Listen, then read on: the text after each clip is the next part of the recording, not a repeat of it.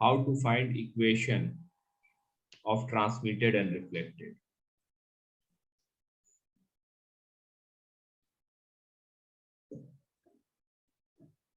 See, सबसे पहले हम बात करेंगे फ्रीक्वेंसी का. Frequency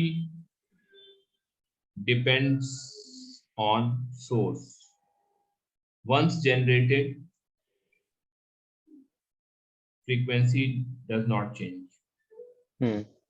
Frequency will not change.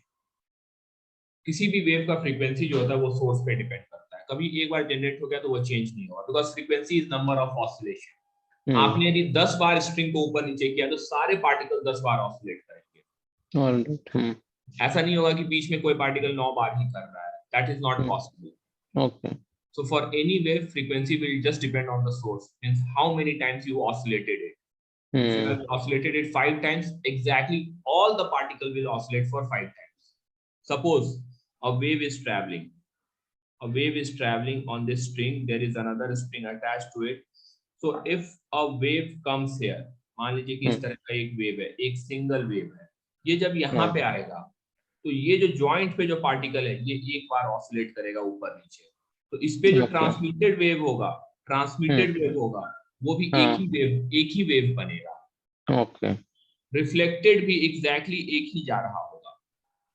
Okay. Got it? This is incident, this is reflected, this is transmitted.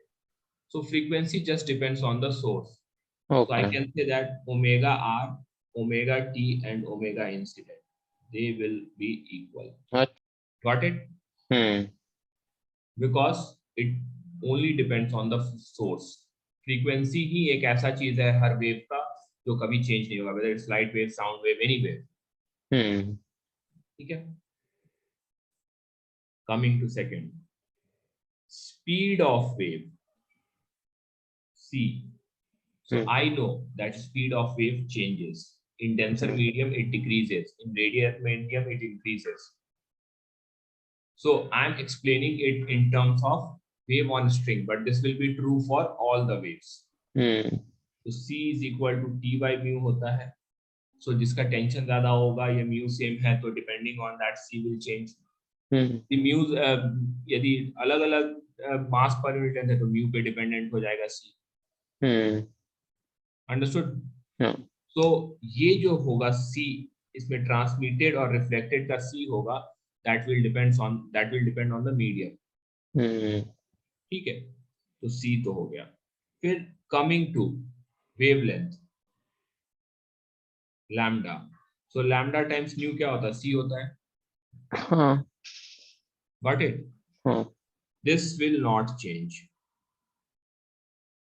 in any medium. Okay. This changes. So this also changes. Fine. So lambda reflected or lambda incident will be same because c reflected or c incident same medium. That means I can say k reflected is equal to k incident. क्योंकि 2 pi by lambda जो होता है वो k होता है. हाँ, right. Fine.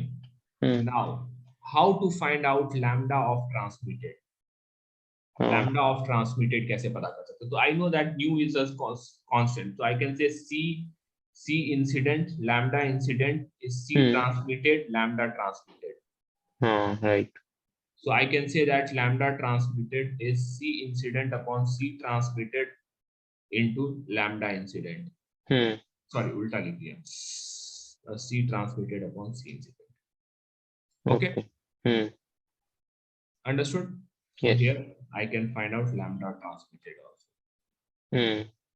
K is 2 pi by lambda. So k transmitted क्या हो जाएगा पूरा? 2 pi by lambda होता है. इसका रिवर्स हो जाएगा. तो ये क्या हो जाएगा? ci by ct into ki.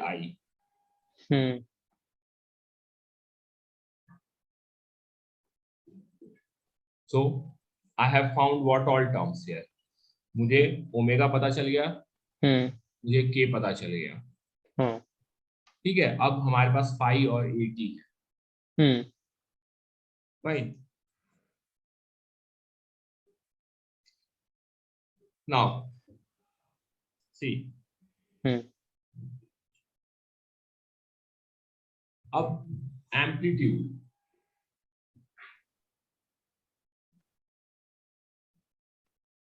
now this is bit थोड़ा है ना, ये समझना पड़ेगा हमें एम्पलीट्यूड वाला टर्म। ठीक है, तो एम्पलीट्यूड किस चीज पे डिपेंड कर रहा होगा? Is proportional to amplitude square, ये याद है आपको? तो इस तरह से हम लिख सकते हैं कि इंसिडेंट एनर्जी जो होता है वो रिफ्लेक्टेड प्लस ट्रांसमिटेड होता है। Okay, so basically I can write something k into ai square is something into k ar square plus k at square, something इस तरह से, मतलब ai square is equal to ar square plus at square, okay, इस type से एक equation बन जाएगा। Hmm, energy is proportional to a square, frequency पे डिपेंड करता है एनर्जी। इधर तक समझ में आया?